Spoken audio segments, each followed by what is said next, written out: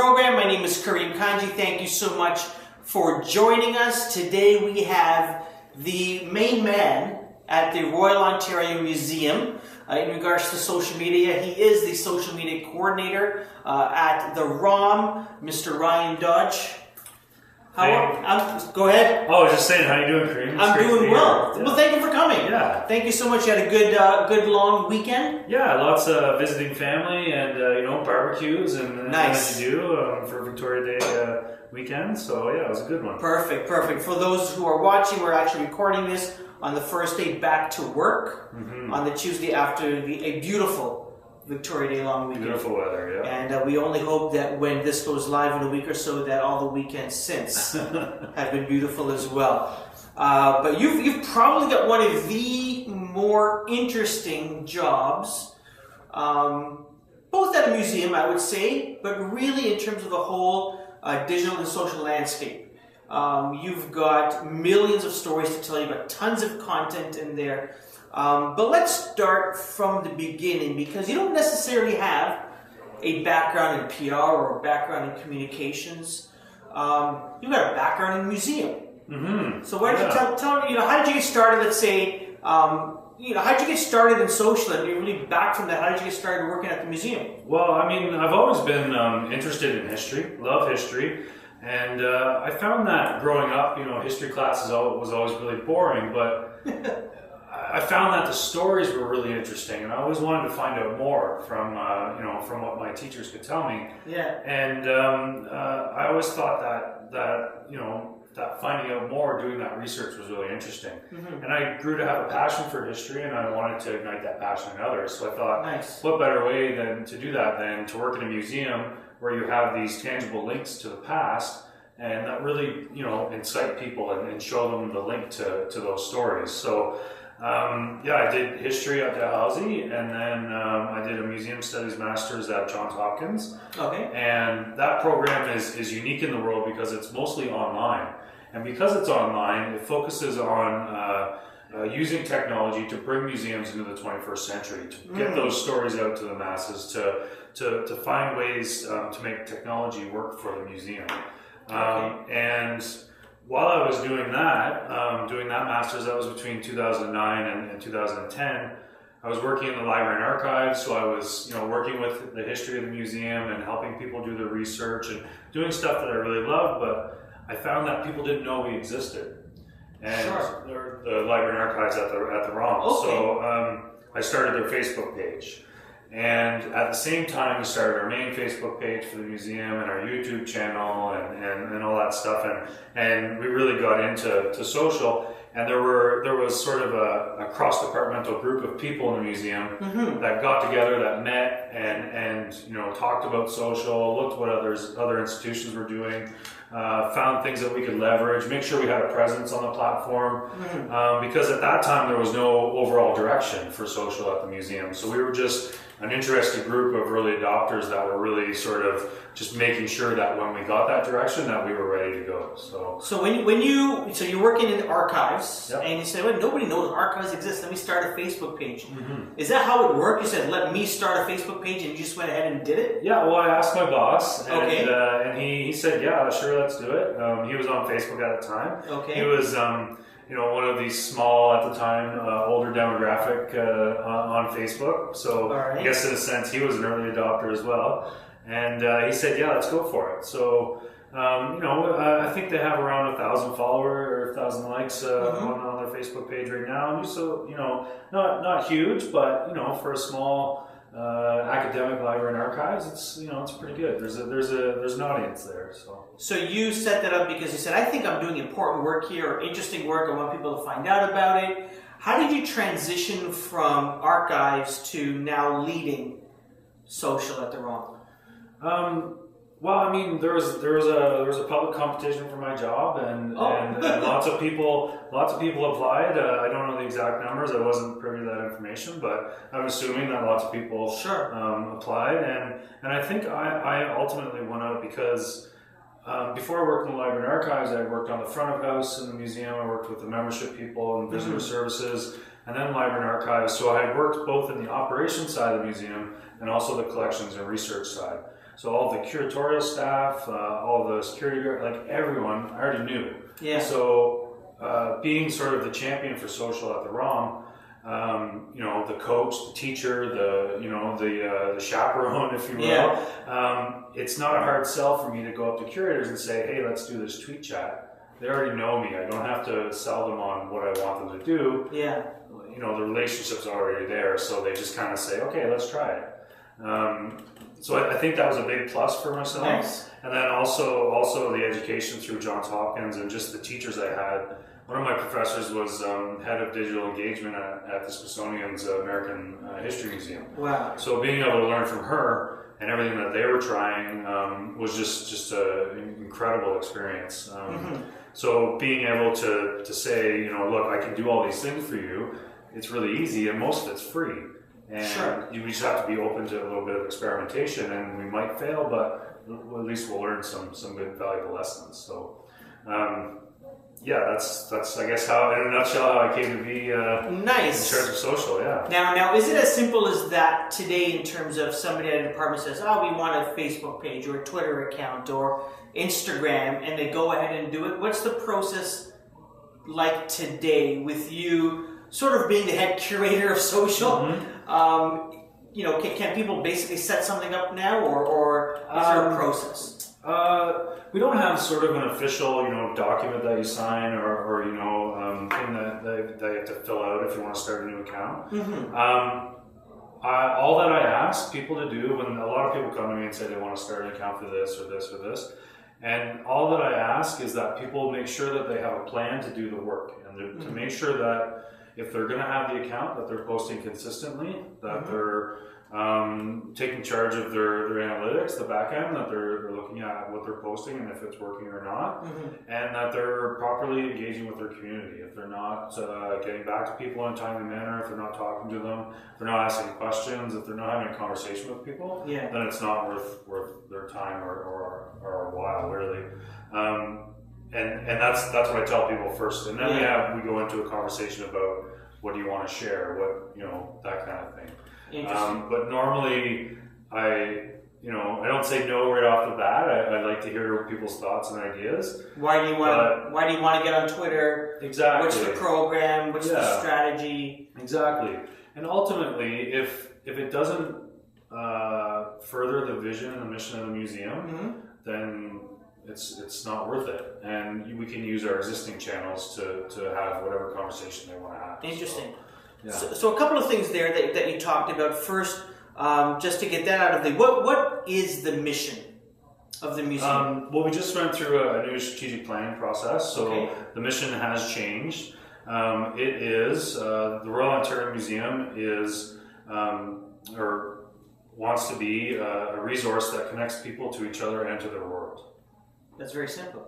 Very simple. Very big. Yeah. So if you look at, you know, the way the world works now, the internet, you know, if you want to learn anything at all, you can just Google it. Yeah. So why would you use a museum? Interesting.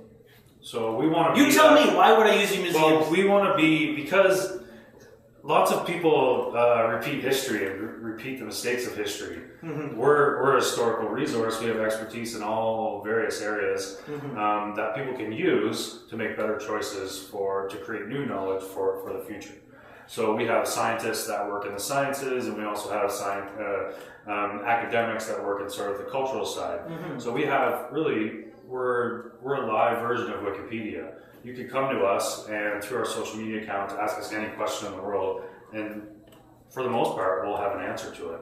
We may not have it instantly, but I know exactly who to go to find that answer. I'll tell you this, I'm sure I have a 7-year-old son, and we happen to have a family pass to the Royal Ontario Museum, and as much as he loves going on YouTube and watching videos and checking things out, he gets a bigger kick out of going to the ROM and actually seeing right in your front foyer the massive skeleton of the dinosaur. Yeah, it's that tangible link, like I said, to the past that really draws people in. One of my professors said to me once that the Tourism Board of Florida puts pictures of the beaches on their website, and people still go to Florida.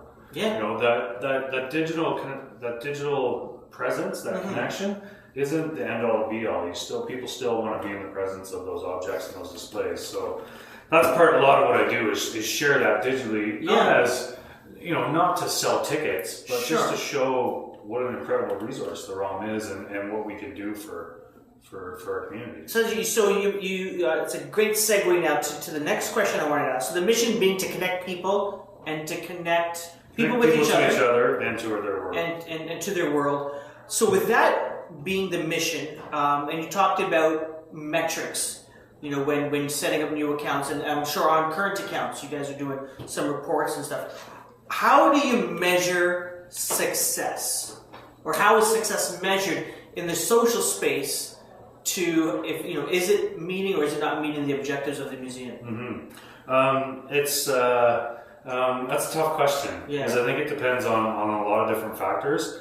For us, it comes down to our goal, our goals for social, and our objectives are simply to, like the mission, be a resource for people to help connect them to the world and to each other. Mm-hmm. But also, we want to make sure that people know that we are an expert resource for them and we're here for them, and that the collection is kept in trust for the people of Ontario. So, if we're not having a conversation with people, if there's no engagement with our posts, we'll stop doing them and we'll try something else.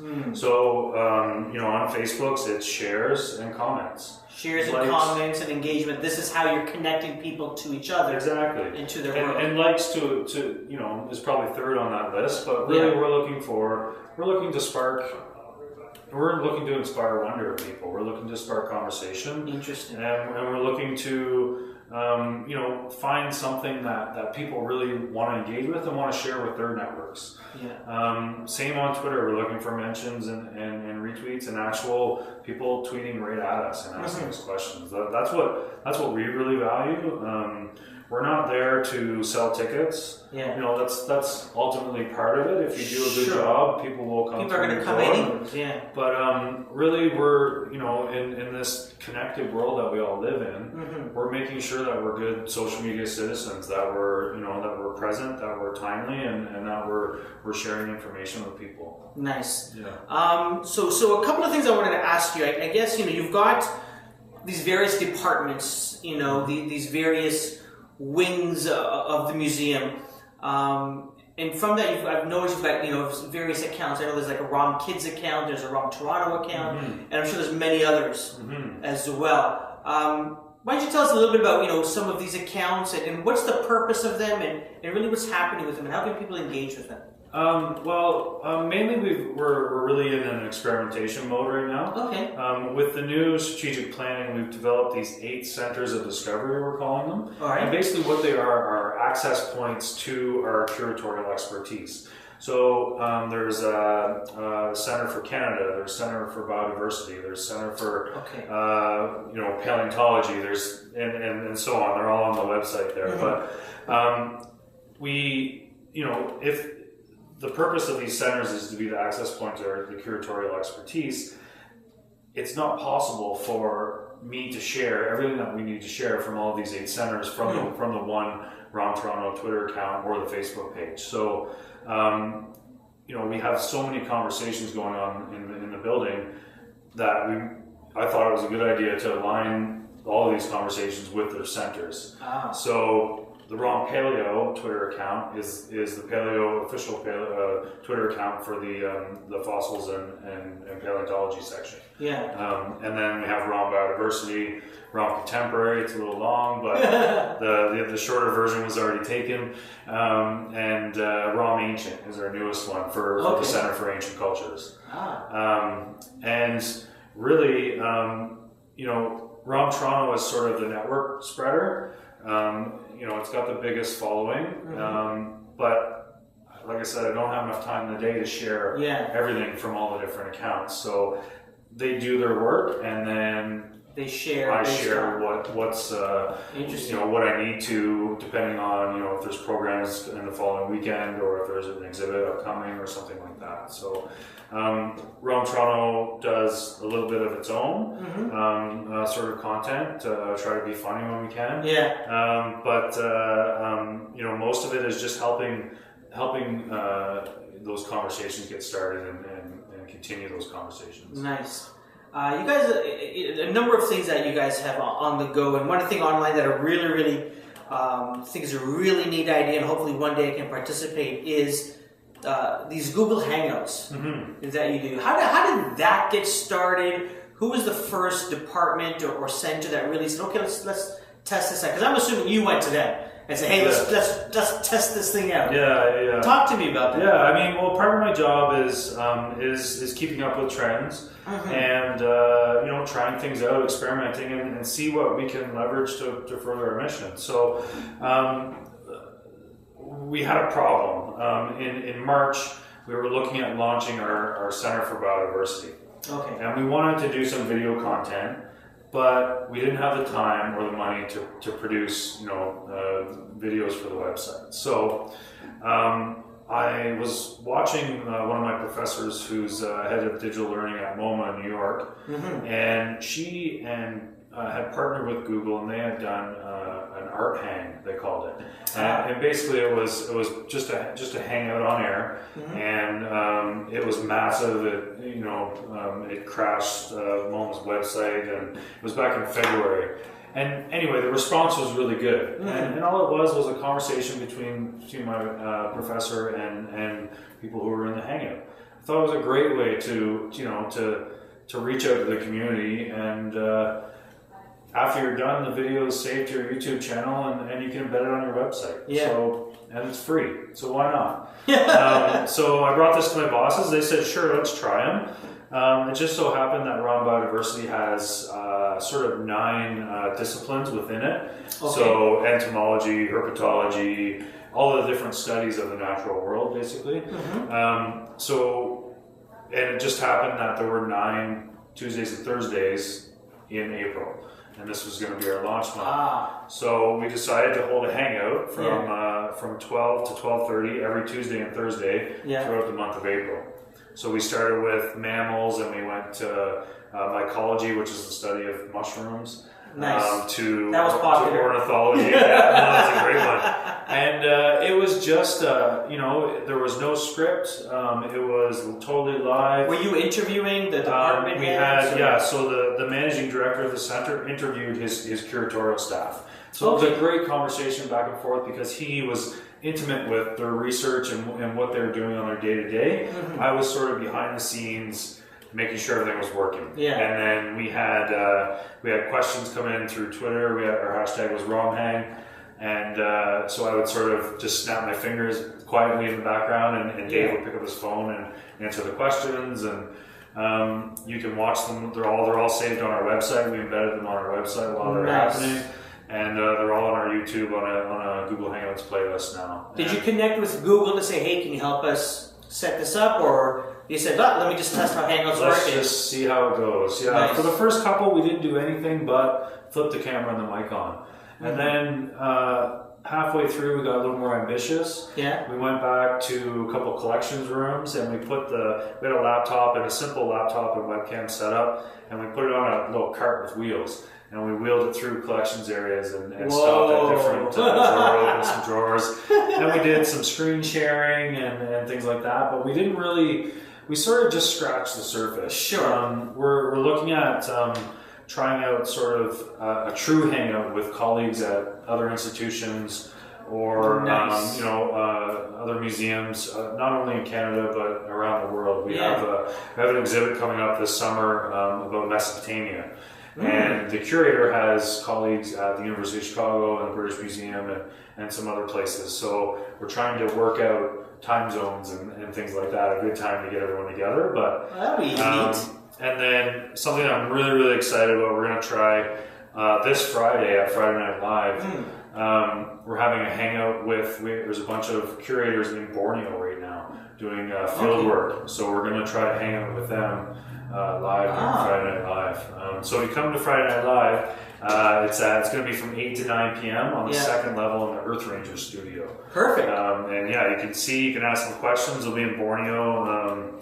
They're on the side of a mountain. I hope the internet works. Let's talk about Friday Night Live, because it's not just one Friday. It's a series of 8 Fridays. Why don't you tell us a little bit about that? Because some people might think, what does that have to do with social and digital?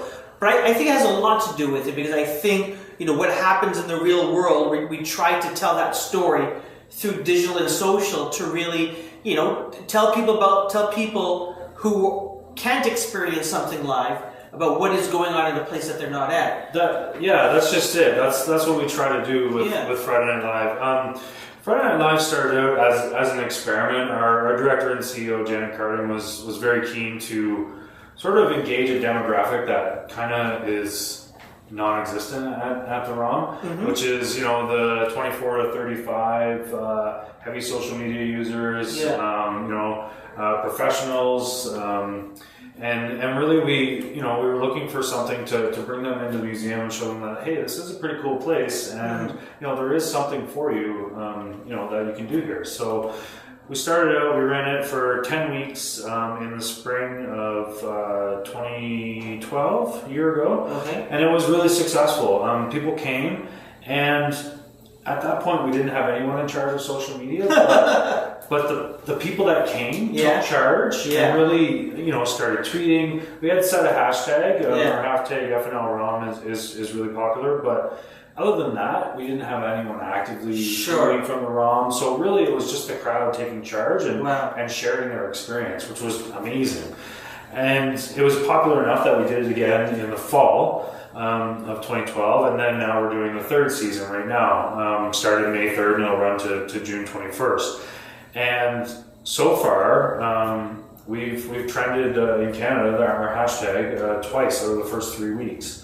And for a museum to have a trending hashtag, like, I haven't really looked into who else has done that. But I'm pretty proud myself that it's trended twice so far this series.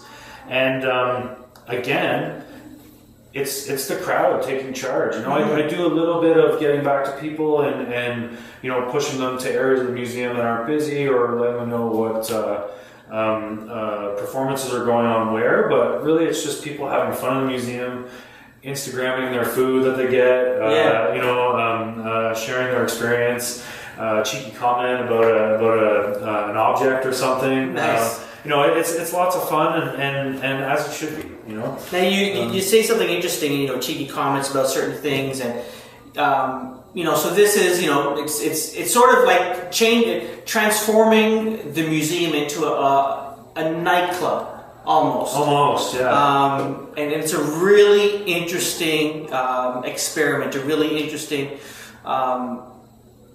I guess gathering of people that are not there necessarily to look at the museum, but to experience, you know, something different, and they just happen to be in the venue, you know, of the museum. But that being said, you know, you've got, I guess, different audiences, and you've got a really interesting thing with that that curated screen of content, whether it's tweets or whether it's photos. How do you use that during March break? You know, when it's a bunch of kids in there all the time. And then how do you use it during Friday Night Live when maybe there's some photos that you need to make sure you're taking a look at before they go up? I'm curious about that. Yeah, we use a service called SherryPick, sherrypick.com. It's a great photo aggregation software. And all you do is you set a hashtag, and it pulls in any photo shared with that hashtag. So we started this, we started using it last season. We had 8 events. We had almost 1,000 contributors, unique contributors, and then they shared over 2,000 photos throughout the 8 weeks. So we thought it was, you know, pretty popular. It wasn't until I saw people waiting to see their photo on the photo wall, and then taking a picture of the photo wall, and then tweeting it again, so that I really knew that it was something that we needed to do, continue to do. We use it in a variety of ways. I use it. I'll load tweets on my phone with an image telling people where performances are happening and what times, and, you know, last call at the bar and things like that. And then I'll send them out at specific times. So the image pops nice and big on the wall. We almost use it as sort of like a message board for people. We also provide them with a digital version of the info guide of what's happening. So every 5th slide, every 5th image, a slide will pop in that says where all the food stations are. Sure. And then 5 pictures later, another one will pop in with all the performances and so on. We put in, you can put in ads for anything you want. This season we partnered with Halo Toronto, the taxi cab app, to provide people with a safe ride home from FNL. Yeah. And so we have some content of theirs in there that tells people how to get the discount and things like that. So it's a fun experiment. There is 2 types of moderation that you can have. Okay. One is you can let the photos go on the wall, and then you can hide them. Okay. So you can either hide it or you can delete the photo altogether. Sure. And it only takes a few seconds for the photo to go on the wall, so you have to be really quick. You have to pretty much... Someone's got to be there watching. You have to be sitting at a computer watching the photo all get populated. Yeah. That one I don't like to do because I like to be mobile. They do have a nice iPad app that you can use to do that, but we're not fully Wi-Fi enabled in the museum yet, so when that happens, I'll probably use that more often. The other option you can do is you have to okay the photos before they go live on the photo wall. So for Friday Night Live, it's an adult audience. People are using their personal Twitter accounts and Instagram accounts.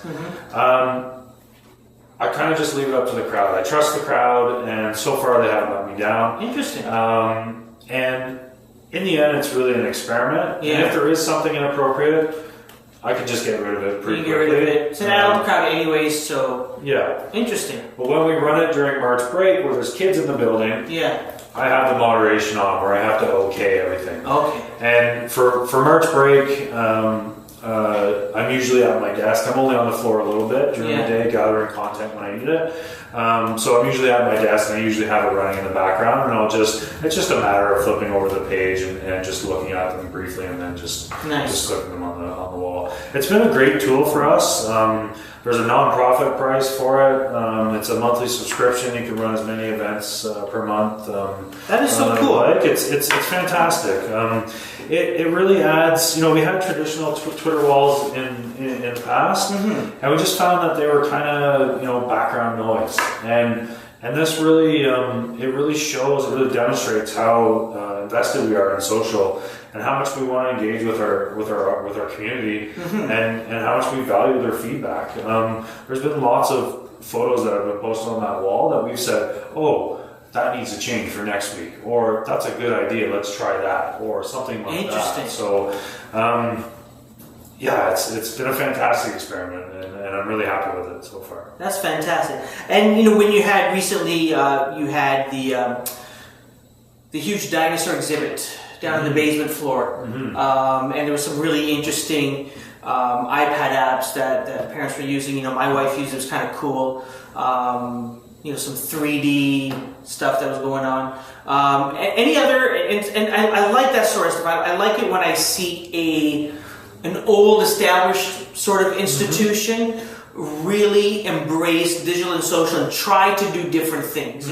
Sometimes we expect big companies to sort of get it right away, but they're run by people, and sometimes it takes people a little while to understand what's going on, and then when it's large, certain approval processes to take place.